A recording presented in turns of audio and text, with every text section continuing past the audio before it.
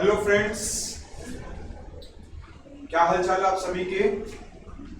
मैं ऐसी उम्मीद करूंगा आप सभी अपने घर में हेल्दी होंगे और सेफ होंगे।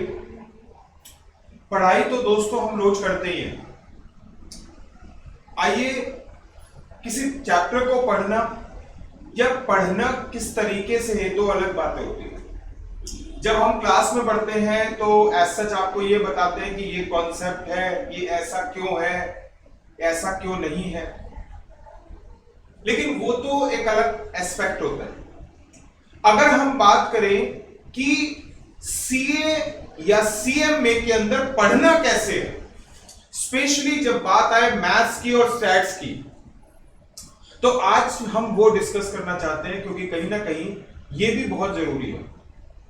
आपको जानकारी देना चाहूंगा, शायद कॉन्सेप्ट तो इंपॉर्टेंट है ही है, लेकिन कॉन्सेप्ट से भी ज्यादा इंपॉर्टेंट ये बात है जो मैं आज आपके साथ डिस्कस करने वाला, ठीक है ना।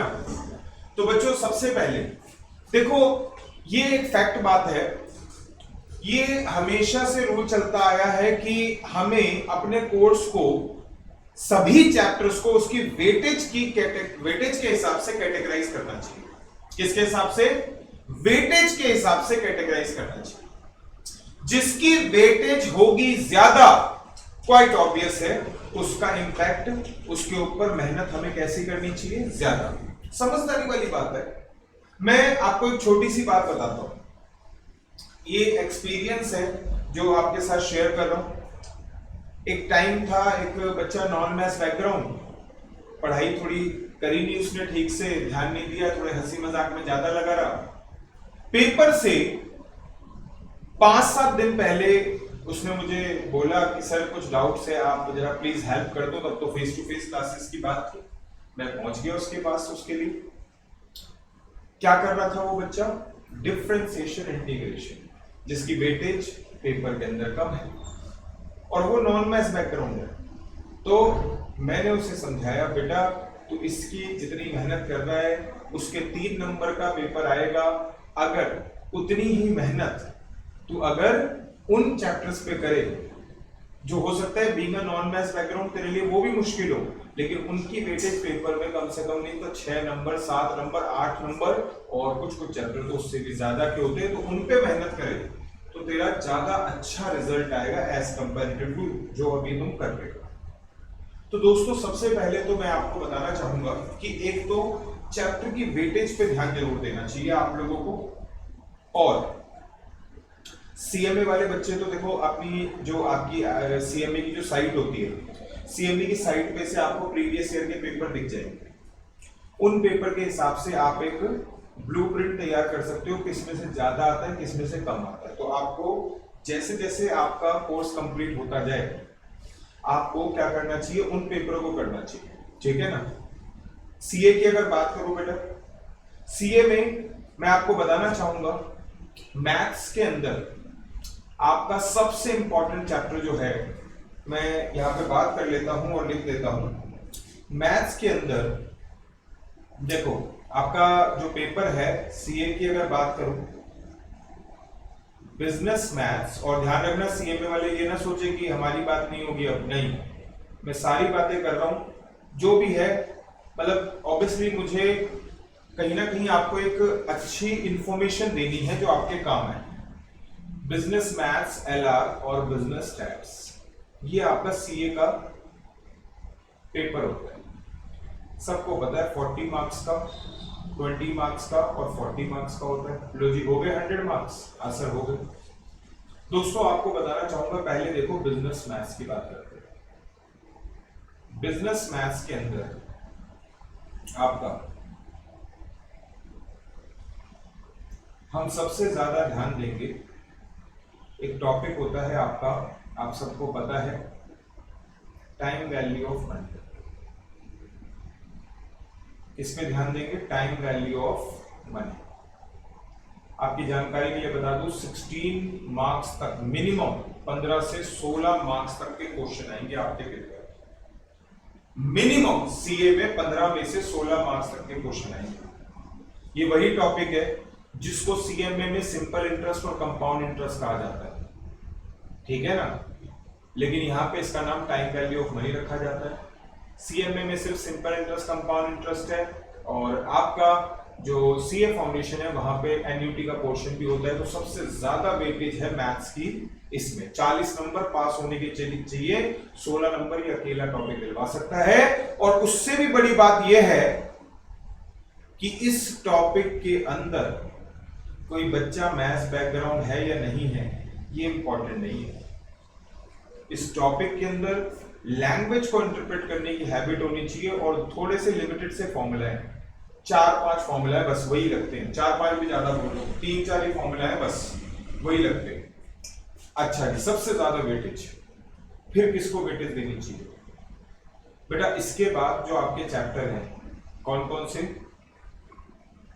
एक है ratio proportion, ratio proportion, indices and log. Sir कितने मार्क्स का? मोटा मोटा मान के चलो, देखो ये एक रफ फिगर है, 6 मार्क्स मिनिमम। ठीक है सर। बेटा एक टॉपिक अगेन ऐसा टॉपिक है, मैथ्स बैकग्राउंड भी कर सकता है और नॉन मैथ्स भी कर सकता है। मैथ्स बैकग्राउंड भी अच्छे से कर सकता है और नॉन मैथ्स भी। मैं दोनों बातों पे ध्यान दे रहा हूँ, चैप्टर की वेटेज पे भी ध्यान दे रहा हूँ, और ये भी ध्यान दे रहा हूँ कि कौन जो मैथ्स बैकग्राउंड वाला बच्चा है और जो नॉन मैथ्स बैकग्राउंड वाला बच्चा है वो आपका कितना कर सकता है कितना नहीं। तो वैसे ऑल्दो बहुत ज्यादा वेटेज का नहीं है, 6 मार्क्स तक का ही है, लेकिन हाँ एक टॉपिक इस तरीके का है कि मैथ्स वाले को भी आसानी से ग्रेस्प होता है और नॉन मैथ्स वालों को भी, क्योंकि जो कॉन्सेप्ट ही है वो वहां तक का है जहां तक आपने बेसिकली 10 तक मैथ्स पढ़ा होता है नॉन मैथ्स बैकग्राउंड वालों से अगर बात करें तो। अच्छा, इक्वेशन अगेन बेटा, इक्वेशन जो है अगेन 6 मार्क्स तक का चैप्टर है, मैथ्स बैकग्राउंड और नॉन मैथ्स बैकग्राउंड दोनों के लिए। ठीक है ना। उसके बाद अब बात आती है एपी एंड जीपी। कितने का बेटा? 6 मार्क्स का। बच्चे आपको बताना चाहूंगा एपी और जीपी जो है ये भी 6 मार्क्स तक का चैप्टर है, और मैथ्स बैकग्राउंड वालों के लिए तो ठीक है ही है, नॉन मैथ्स बैकग्राउंड वाले बच्चे भी इसको समझ पाएंगे। थोड़ा सा दिमाग कम यूज होता है, कम एप्लीकेबल होता है, तो कहीं ना कहीं मैथ्स का एक सीक्वेंस बना रहा हूं मैं तुम्हारा। फिर इसके बाद आपका अगर बात की जाए तो कहीं ना कहीं मैथ्स बैकग्राउंड वालों को तो कोई रिलेशन है ही नहीं, नॉन मैथ्स बैकग्राउंड के लिए ये ऑर्डर होना चाहिए, पहले उनको इन चैप्टरों को प्रायोरिटी देनी चाहिए। इनमें से कौन सा पहले कौन सा बाद में ये कोई फर्क नहीं पड़ता, कोई सा भी कर लो, लेकिन हाँ अब आगे चलो। फिर इसके बाद P and C, permutation and combination, ये थोड़ा सा लास्ट प्रायोरिटी पे मैंने इसलिए रखा क्योंकि देखो मैथ्स बैकग्राउंड वाले तो कर लेते हैं, नॉन मैथ्स वाले भी कर सकते हैं, थोड़ा सा कंसंट्रेशन की रिक्वायरमेंट ज्यादा होती है। तो मैंने कहा कि इस पे अपने आप को परेशान करने, अगर किसी को दिक्कत आती है तो इस पे परेशान करने से पहले अपने आप को, कोई बात नहीं अगर किसी को दिक्कत है तो ये बड़ी नॉर्मल सी बात है बेटा, सब कुछ अच्छा हो ऐसा जरूरी हो नहीं पाता कई बार। तो मैं आपको बताऊं कि वो बच्चा अगर इसमें, अगर कोई बच्चा अच्छा नहीं कर पा रहा है, अच्छा कर रहा है तो अच्छी बात है, ये भी 6 नंबर का ही आएगा, बाकी भी आ रहे हैं। लेकिन अगर कोई नहीं कर पा रहा है तो पहले वाले चैप्टर्स पे वर्कआउट करें in comparison to permutation combination. लेकिन अगर किसी को दिक्कत नहीं है तो permutation combination is equivalent to AP GP, equivalent to equation, equivalent to ratio proportion, indices and log. ठीक है, लेकिन इसमें थोड़ा दिमाग ज्यादा लगता है, तो इसीलिए मैंने थोड़ा सा ये बोला कि अगर किसी को दिक्कत आती है तो एक चैप्टर के पीछे अपना मॉरल वीक नहीं करना, अपना मॉरल डाउन नहीं करना। अब उसके बाद आता है कुछ और चैप्टर। कौन कौन से चैप्टर है सर? मैट्रिसेस। अगर आया तो आया, अगर आया तो आया, और नहीं आया तो नहीं आया। क्यों सर, ऐसा क्यों? बेटा इसमें से जब मुश्किल बनाया जाता है तो मुश्किल बनाया जाता है तो लेंदी बन जाता है और वो हमारे पेपर के लिए सुटेबल नहीं होता। ठीक है ना, सीएमए वालों को तो है ही नहीं मैट्रिसेस। इसके अलावा इनइक्वालिटी,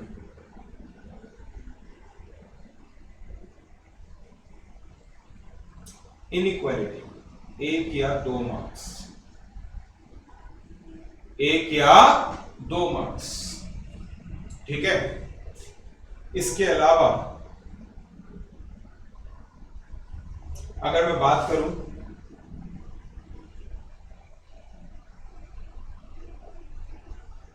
सेट्स फंक्शन, 1 या 2 मार्क्स, और आखिरी में डिफरेंशिएशन और इंटीग्रेशन। ठीक है,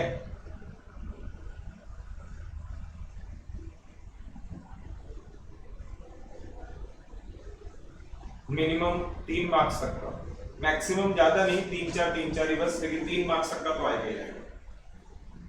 लेकिन अगर जो मैथ्स बैकग्राउंड वाला बच्चा है, मैथ्स बैकग्राउंड वाले बच्चे के लिए तो बहुत आसान है, फ्री के नंबर कर ही लेगा वो, अगर उसका डिफरेंशिएशन इंटीग्रेशन ठीक होगा तो।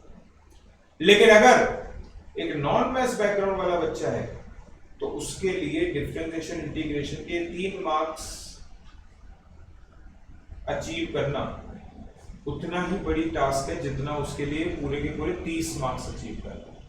6 या 18, 6 चौक 24, 24 और 16 कितना होता है, ऑलमोस्ट 40। तो कहीं ना कहीं यहाँ पे से एक आध नंबर कम करके ही चैप्टर्स की वेटेज बनाई जाती है, अदरवाइज ऊपर वाले में ही खत्म हो गया। यहीं पे देख लो, 16 और 6 22 और 6 28 और 6 34 और 6 40, 40 नंबर का मैथ्स ऊपर ही खत्म हो चुका है। इनकी जगह जबरदस्ती बनाई जाएगी, इनमें से किसी एक के, किसी 2 के, किसी 3 टॉपिक के क्वेश्चंस को कम करके। तो इसीलिए मैंने आपको कहीं ना कहीं यहाँ पे एक आइडिया दे दिया कि इन पे ज्यादा कंसंट्रेट करो। जिसको आता है यार उसके लिए क्या दिक्कत है, मैट्रिसेस, इनइक्वालिटी, ठीक है ना, डिफरेंशिएशन इंटीग्रेशन, सेट फंक्शन भी, सेट्स का चैप्टर जो है तो आसान होता है। लेकिन जैसे फंक्शन और रिलेशन की अगर बात करें तो फंक्शन और रिलेशन जो है वो बेसिकली आपका नॉन मैथ्स बैकग्राउंड वालों के लिए तो बहुत मुश्किल हो जाएगा। मैथ्स बैकग्राउंड वालों को भी कितना आता है कितना नहीं आता वो आप जानते हो।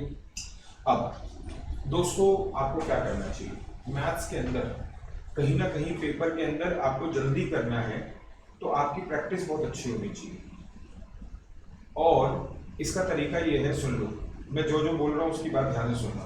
एपी, जीपी, पीएनसी, पूरे के पूरे एग्जाम्पल्स, सारी की सारी एक्सरसाइज और एडिशनल क्वेश्चन बैंक, पूरे के पूरे एग्जाम्पल्स, पूरी की पूरी एक्सरसाइज और एडिशनल क्वेश्चन बैंक किसके लिए बोला है, एपी, जीपी और पीएनसी के लिए बोला है। ठीक है ना, ध्यान करो हर एक बात को, एपी, जीपी और पीएनसी के लिए बोला है। हर एक एग्जाम्पल, हर एक एक्सरसाइज का क्वेश्चन और एडिशनल क्वेश्चन बैंक। ठीक है बेटा, तुमने कहा ठीक है। इक्वेशन और रेशियो प्रोपोर्शन के लिए ये आप सिर्फ आप एग्जाम्पल्स और एक्सरसाइज भी कर लोगे तो बहुत है, एग्जाम्पल और एक्सरसाइज कर लोगे तो भी बहुत है। आपको एडिशनल क्वेश्चन बैंक पे यहाँ पे जाने की जरूरत नहीं है, क्योंकि एडिशनल क्वेश्चन बैंक के क्वेश्चन रेशियो वाले और इक्वेशन वाले थोड़े लेंथी वाले दे रखे हैं, तो जबरदस्ती आपको वैसे क्वेश्चन का पेपर से कोई मतलब नहीं होता, क्योंकि इतने लेंथी क्वेश्चन हम पेपर पे नहीं कर पाएंगे। ठीक है बेटा, ध्यान रखना ये कोई सीबीएसई नहीं है कि आपको ज्यादा से ज्यादा पेपर अटेम्प्ट करना है। ध्यान रखना, तैयारी ज्यादा से ज्यादा के लिए करनी है। हमें अपने आप को इतना तैयार करना है कि हम 100 में से 100 का कर ही आए। लेकिन अगर पेपर में हमें 100 में से 100 का नहीं आता है तो हमें जबरदस्ती 100 में से 100 का करके नहीं आना है। क्योंकि होता क्या है, जैसे एग्जाम्पल के तौर पे मैं एक छोटी सी बात बताता हूँ, या तो पेपर आसान आएगा या तो पेपर थोड़ा सा ठीक आएगा, डिफिकल्ट कभी कुछ नहीं होता। मैं आपको बताता हूँ, जब आसान आता है तो जिनकी तैयारी अच्छी होती है, ठीक होती है, वो कहते हैं सर 95 करिए, 96 करिए, 97 करिए। लेकिन जब पेपर अगर उसमें जैसे कहते हैं ना डिफिकल्ट पेपर आया कुछ ऐसी वाली बात है, तो वही बच्चे जिनकी तैयारी ठीक होती है वो कहते हैं सर 70 ही हो पाए, सर 75 ही हो पाए या 78 ही हो पाए, 20-22 क्वेश्चन छूट गए। वो क्या करते हैं आईसीआई वाले बीच बीच में लेंथी क्वेश्चन डाल देते हैं, तो टाइम ज्यादा लग जाता है, आप 100 क्वेश्चन अटेम्प्ट ही नहीं कर सकते। अब मेरी बात को ध्यान से सुनो, कोई बात नहीं, जितने हो जाएंगे अच्छी बात है, लेकिन कई बार क्या होता है बच्चे ने देखा लास्ट के 20 मिनट बचे और मैं तो अभी 60-65 क्वेश्चन पे ही हूँ, वो फटाफट से क्या करता है बाकी के बचे हुए क्वेश्चन, मम्मी ने सिखाया है बचपन से कि सारे क्वेश्चंस करके आने हैं, उस सब पे टिक लगाता जा रहा है। होता है उसका इफेक्ट क्या है, 65-70 उसने क्वेश्चन जितने भी अटेम्प्ट करे, बचे हुए 30 उन्होंने फटाफट से बस पेपर पूरा करने के लिए टिक कर दिए, थोड़ा थोड़ा ये ठीक लग रहा है, ये ठीक लग रहा है, ऐसे करके कर दिए। पता चला वो 30 कैसे हो गए, गलत। और क्योंकि पेपर थोड़ा अच्छा आया था तो अल्टीमेटली जो पहले 70 करे थे उसमें से भी कौन से सारे के सारे सही थे, तो कहीं ना कहीं ऑल टुगेदर ये हो जाता है कि पता चला 70 में से भी 20 गलत निकल गए। चलो कोई बात नहीं, तुम समहाउ फिर भी पास होने वाले थे, 70 क्वेश्चन अटेम्प्ट करके आते तो, लेकिन जो तुमने बाद के भी 30 कर दिए, तो वो 30 और 70 में से जो 20 गलत कर दिए, उन 50 ने तुम्हारा 50 गलत क्वेश्चनों ने तुम्हारा कहीं ना कहीं 40 भी आ जाते, वो घटा के तुम्हें किस पे छोड़ दिया, 38 पे छोड़ दिया, 37 पे छोड़ दिया। ऐसा होता है। तो पेपर के अंदर ध्यान रखना, 5 क्वेश्चन छूटे, 10 क्वेश्चन छूटे, 15 क्वेश्चन छूटे, that is not important. Important ये है कि जितने करके आओ सही करके आओ। यहाँ पे 100 की तरफ नहीं, अगर हमसे हो रहे होंगे हम 100 कर देंगे। हम अपने आप को अभी अपने आप को तैयार करो इतना करने के लिए कि पेपर में ऐसा हो कि तुम्हें 100 के 100 आते हो। लेकिन अगर पेपर में नहीं आते हो तो जबरदस्ती आपको नहीं करना है। और तैयारी के लिए बता दिया, एपीजीपी, टीएनसी और टाइम वैल्यू ऑफ मनी, जितना मटेरियल तुम्हें मिल जाए, जितना कंटेंट तुम्हें मिल जाए, सारा का सारा उसको क्या कर दो, प्रिपेयर कर दो। ठीक है ना। रेशियो प्रोपोर्शन इक्वेशन में सिर्फ एक्सरसाइज तक भी कर लोगे, एग्जांपल्स भी कर लोगे, एडिशनल पे जाने की जरूरत नहीं है, बता दिया क्यों जरूरत नहीं है। इनइक्वालिटी आसान सा टॉपिक है, मैट्रिसेस आसान सा टॉपिक है, मैथ्स और नॉन मैथ्स बैकग्राउंड वाले बच्चे भी अगर 1-1 मार्क्स के भी आते हैं, 2-2 मार्क्स के भी आते हैं तो आप कर सकते हो। ठीक है ना। तो यहाँ पे दिमाग थोड़ा ज्यादा लगाना। डिफरेंशिएशन इंटीग्रेशन जो आपका मैथ्स बैकग्राउंड है उनके लिए तो, जिनको स्पेशली आता भी है उनके लिए तो फ्री के मार्क्स हैं, लेकिन अगर जिनको नहीं आता उनको इस 2-3 मार्क्स 4 मार्क्स जितने का भी आएगा, इसके ऊपर ध्यान देने की बजाय आपको ऊपर वाले चैप्टर्स जो हैं यहाँ तक मैट्रिसेस इनइक्वालिटी तक, इन पे ज्यादा ध्यान देना चाहिए, क्योंकि ये थोड़े से डिफरेंशिएशन इंटीग्रेशन और फंक्शन वाली जो कॉन्सेप्ट है ये प्योर मैथ्स का कॉन्सेप्ट है, पेपर में वेटेज कम है। इनके चक्कर में कई बार ऐसा होता है बच्चा इन पे ही लगा रहेगा और बाकियों पे वर्कआउट ही नहीं कर पाए। ठीक है। तो ये तो मैंने आपको बताया मैथ्स का क्राइटेरिया। ठीक है बेटा, आपकी कैलकुलेशन अच्छी होनी चाहिए, जैसे एकदम से मल्टीप्लाई करने की बारी आती है, ठीक है ना, तो बच्चे सोच में पड़ जाते हैं। 17 into 6 बहुत जगह होता है 17 का टेबल नहीं आता, तो अल्टीमेटली जैसे कोई भी करो क्या करते हैं, 17 into 6 है, 10 को 6 से मल्टीप्लाई करा 60 और 7 को 6 से मल्टीप्लाई करा कितना है 42, तो कितना हो गया 102 हो गया। तो ऐसे ही करते हैं, लेकिन ये सब भी कैसे आता है, प्रैक्टिस से आता है। आप फास्ट सोच पाओगे कैसे होगा, प्रैक्टिस से होगा। ठीक है ना। तो आपको प्रैक्टिस बहुत करनी है, तभी आप फास्ट सोच पाओगे। आप सोचो कि मैं फॉर्मूले रटता जाऊं, कि एपी के सारे फॉर्मूले रट लूं, पीएनसी की सारी प्रॉपर्टीज रट लूं, तब मुझे क्लिक करेगा जल्दी। आपको उन फॉर्मूलाज को बार बार जब प्रैक्टिस करोगे तो वहां पे जब माइंड से रिटेन होगा ना, तब बात बनेगी। ठीक है। तो ये तो था आपका मैथ्स का तरीका। अब अगर बात करें तो आपका, मैं यहां पे बात करता हूं लॉजिकल रीजनिंग की। लॉजिकल रीजनिंग के अंदर आपका सबसे पहला कोडिंग एंड डिकोडिंग। बच्चे आपको बताना चाहूंगा, अच्छा चैप्टर है, अच्छा दिमाग लगता है। अगर प्रैक्टिस, सारा खेल प्रैक्टिस है, कोई खास इस पे टेक्निक नहीं है, और कोडिंग और डिकोडिंग बस आप प्रैक्टिस करते जाओ। और अभी तो ये तो ऐसा टॉपिक है जो बिना लिखे भी हो जाता है। इसमें जब करते हैं तो जरूरी नहीं लिखना की जरूरत नहीं पड़ती, वैसे देख देख के भी हो जाता है। फिर आपका आता है डायरेक्शन सेंस,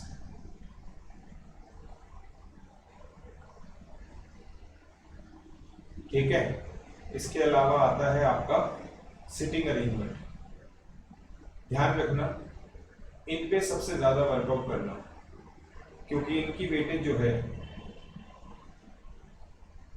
वो आपकी कितनी है बेटा, 5 मार्क्स, 5 मार्क्स और 5 मार्क्स। जो 20 नंबर की रीजनिंग है उसमें से 15 नंबर का यही है। और जो बचे हुए 2 टॉपिक हैं कौन कौन से, ब्लड रिलेशन जो कि एक आसान टॉपिक है, एंड सिलोजिज्म, ठीक है।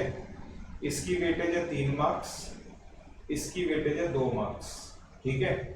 तो कहीं ना कहीं पहले इन पे वर्कआउट करना क्योंकि इनकी वेटेज ज्यादा है, आखिरी में इसको करना। ब्लड रिलेशन तो बहुत आसान है, सिलोजिज्म थोड़ा सा अजीब सा चैप्टर है, लेकिन कोई बात नहीं, वेटेज भी कम है, तो जितना वो आ जाएगा क्वेश्चन पेपर में, अगर हमसे हो जाएगा अच्छी बात है, नहीं तो कोई बात नहीं, ठीक है। अब आती है बात किसकी, स्टैट्स की।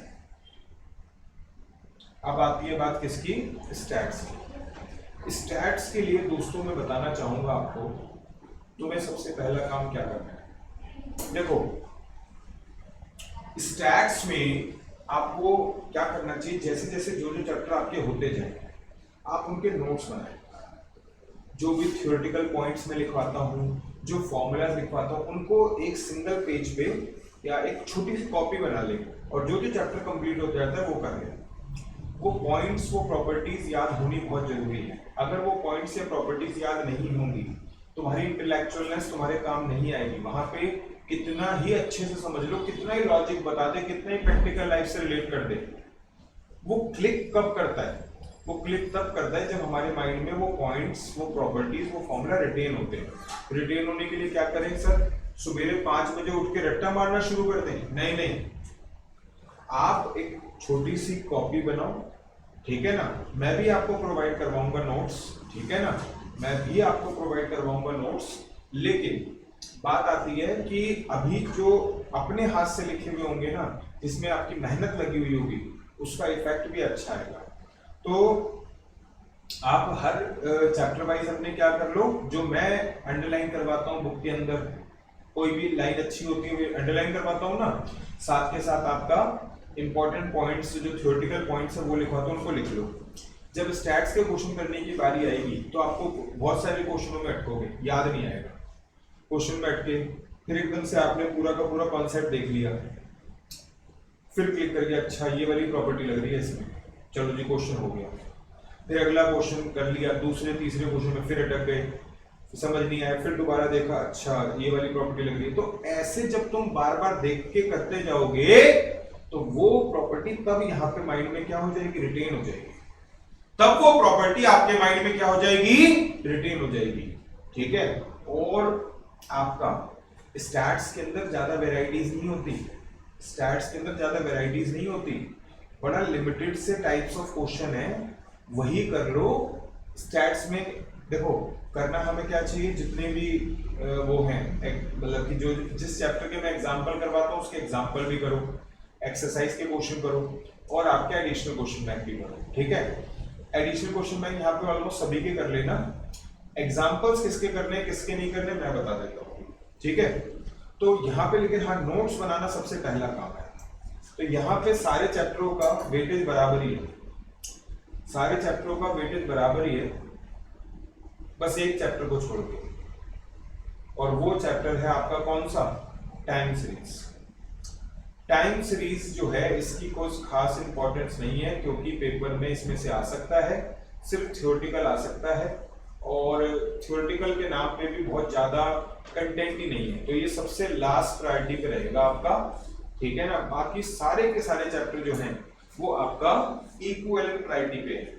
अपने अपने टेस्ट एंड प्रेफरेंस के हिसाब से ऑर्डर बना लेना कि मुझे ये ज्यादा अच्छे से आता है, मुझे ये कम अच्छे से आता है, लेकिन कहीं ना कहीं आप ये समझ लो कि अगर आपने मेन एक्सरसाइज और एग्जांपल्स भी कर लिए स्टैट्स के अंदर, आपको रिपीटिशन मिलेगा पेपर के अंदर। क्या बोला मैंने, स्टैट्स में उतनी वेराइटीज ऑफ क्वेश्चन नहीं होते, समझ रहे हो? जितने तुम्हारी बुक में है उन्हीं में से आएगा और कहीं से नहीं आ सकता। तो आप उन्हीं को ही, आईसीआई की बुक को ही थोड़ा सा क्या करते जाओ, रिकॉल करते जाओ। ठीक है, तो ये थोड़ी सी छोटी छोटी बातें ध्यान रखना। अच्छा देखो, मैंने एडिशनल क्वेश्चन तो सारे बोले, एग्जाम्पल्स किस किस के ट्राई करने चाहिए तुम्हें, एग्जाम्पल्स बताता हूं। एक चैप्टर है जो सबसे अच्छा चैप्टर है यहाँ पे, प्रोबेबिलिटी। इसके एडिशनल क्वेश्चन बैंक और एक्सरसाइज के साथ साथ एग्जाम्पल्स भी करने चाहिए। एक है प्रोबेबिलिटी डिस्ट्रीब्यूशन, बस। इसके अलावा आपको किसी भी चैप्टर के स्टैट्स में एग्जाम्पल भी ट्राई करने की कोई खास जरूरत नहीं पड़ेगी। सिर्फ वैसे ही देख लोगे तो भी काम बन जाएगा, बहुत ज्यादा डिटेल में जाने की जरूरत उन चैप्टरों में नहीं पड़ेगी आपको। हाँ, इन दो चैप्टरों के एग्जाम्पल्स और एक्सरसाइज और एडिशनल क्वेश्चन तीनों करने हैं।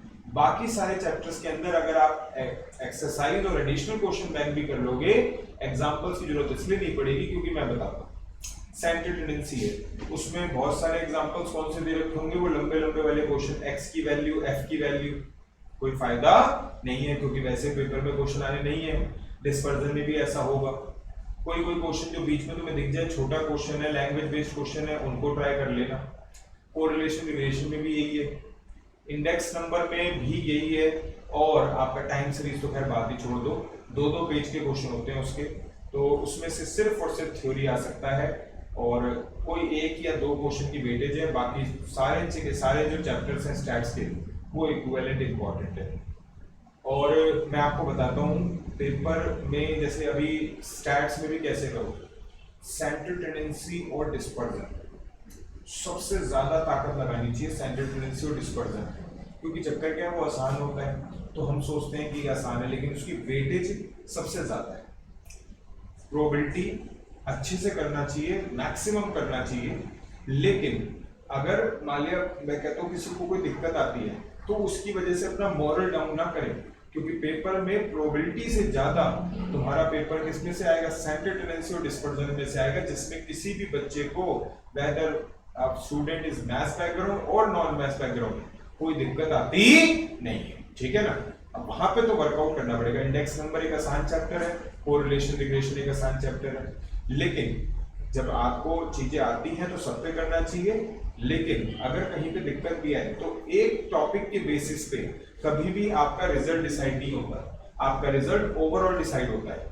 आपको जो जो आता है अगर आप वो भी अच्छे से कर के जाते हो तो भी आप पेपर में सिक्योर कर पाते हो, और अगर आपको by the grace of God सारा आता है तो फिर सारा करके जाना चाहिए और पेपर में फिर 100 मार्क्स का अचीवमेंट का टारगेट रखना चाहिए। ठीक है, तो आई थिंक जो मैंने बातें आपको बताई हैं, इन बातों को याद रखना अपनी प्रैक्टिस के टाइम पे और न मत भूलना, जिससे कि आप लोग सही डायरेक्शन में सही प्रायोरिटी के साथ चैप्टर डिसाइड कर सको।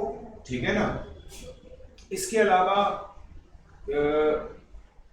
जितने भी इफ एंड बट्स हैं, कैलकुलेटर की ट्रिक्स होती हैं, वो सब आपको प्रैक्टिस कर लेनी चाहिए, जिससे कि आप बस एक बार करके नहीं, हर बार क्वेश्चन को उसी तरीके से करके देखो, जिससे आप उन कैलकुलेटर की उन ट्रिक्स के लिए क्या हो जाए, यूज टू हो जाओ। क्या हो जाओ उन कैलकुलेटर की ट्रिक्स के लिए यूज टू, कि जैसे कभी किसी चीज का इनवर्स निकालना है तो क्या करते हैं, डिवाइड इक्वल टू करते हैं, कभी किसी चीज का पावर निकालना है तो क्या करते हैं, मल्टीप्लाई के बाद इक्वल टू प्रेस करते हैं। जैसे अगर 2 की पावर 10 निकालना है तो 2 लिखने के बाद मल्टीप्लाई प्रेस करो और इक्वल टू स्टेप नंबर 11 तक। तो ऐसे इस तरीके से आपको हर बार वही तरीका अपनाना है, और इन छोटी छोटी चीजों को जहां जहां लगा सकते हो वहां लगाना है। ठीक है, तो चलिए अभी के लिए इतना ही। Thank you.